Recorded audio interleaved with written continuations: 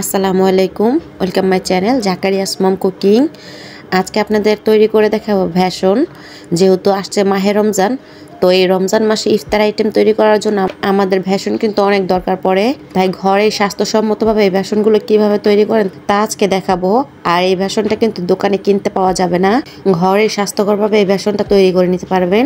এর জন্য এখানে আমি দিয়ে দিচ্ছি 250 গ্রাম মসুর ডাল, 250 গ্রাম বুটের ডাল,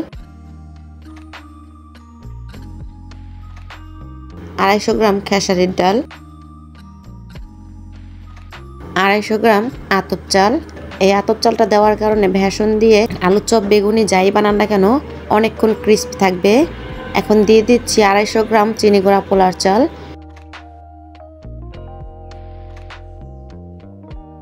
আমি এখানে মোট 3 পদের ডাল আর 2 পদের চাল ব্যবহার করেছি।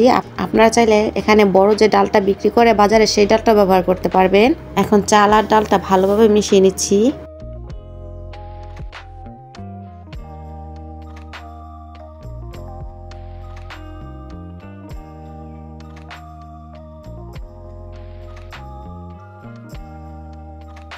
মিশিয়ে নেওয়া হয়ে গেছে।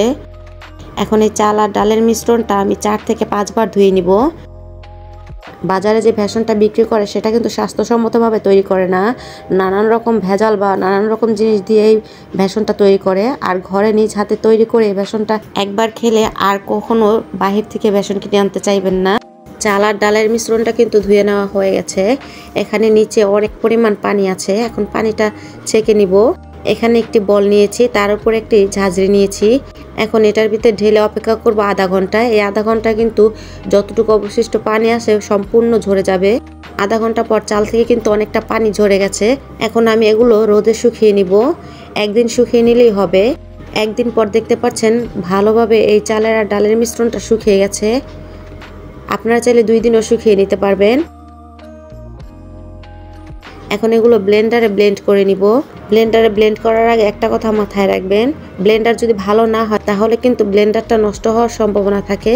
তাই অবশ্যই ব্লেন্ডার যদি ভালো হয় ব্লেন্ডারে করবেন, না হয় দোকান থেকে গুঁড়ো করে আনতে পারেন। তো আমি ব্লেন্ড করে নিয়েছি। এখন যে বেসনটা তৈরি করেছি সেটা চেলে নিব। এজন্য একটি বলে একটি ছাঁকনি নিয়েছি। বেসনগুলো যেগুলো তৈরি করেছি সেগুলো দিয়ে ছেঁকে নিচ্ছি।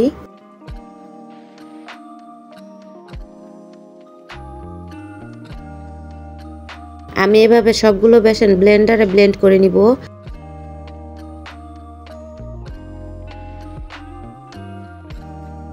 সবগুলো বেসন কিন্তু তৈরি করা হয়ে গেছে।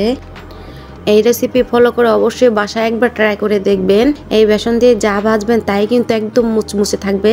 আর খেতেও আলহামদুলিল্লাহ বাজারের বেসন থেকে অনেক ভালো। তাই বাজার থেকে কিনে না এনে ঘরে স্বাস্থ্যসম্মতভাবে এই বেসনগুলো তৈরি করে নিতে পারেন। আর এই বেসনগুলো রোদে আরও একদিন শুকিয়ে রাখলে 3 মাসের মতো রাখতে পারবেন। আর ফ্রিজের নর্মালে রাখলে 6 মাসের মতো রাখতে পারবেন। তো একবার তৈরি করে অবশ্যই দেখবেন। আশা করছি আপনাদের কাছেও ভালো লাগবে। আমার ভিডিওটি যদি আপনাদের একটু উপকারে আসে প্লিজ ভিডিওতে একটি লাইক দিয়ে চ্যানেলটিকে সাবস্ক্রাইব করে দিবেন। সবাইকে অসংখ্য ধন্যবাদ আমার ভিডিওটি দেখার জন্য। আল্লাহ হাফেজ।